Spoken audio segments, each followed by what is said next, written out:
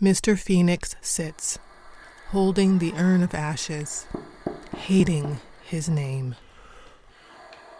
He thinks he might pour the ashes on the ground, on his feet on the ground, and feel them between his toes. She used to play with his toes when they were sitting watching the fire on quiet weekends away from the world.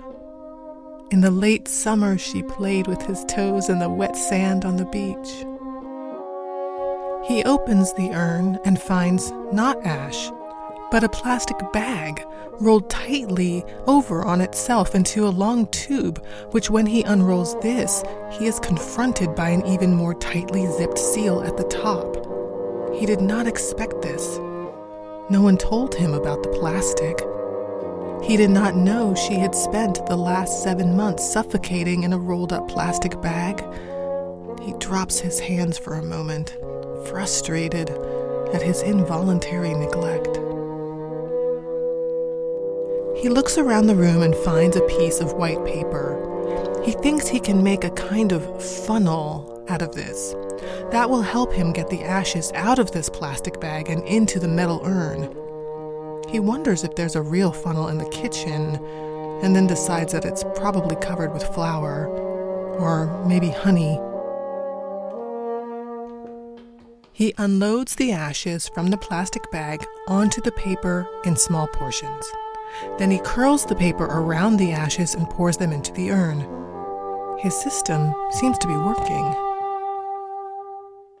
On the third small pile of ash, he starts to wonder, is this her hand?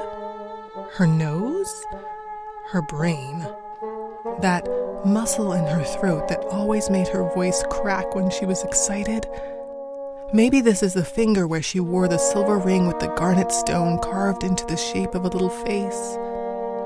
He pours gingerly, expecting the ring to fall out of the plastic bag onto the paper, even though he knows the ring is behind him in a box on a shelf.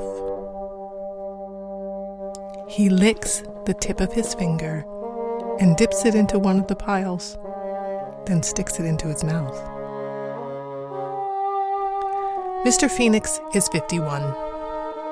He is at that age when the wise musicians whose songs taught his boyhood the ins and outs of life and love have begun to die.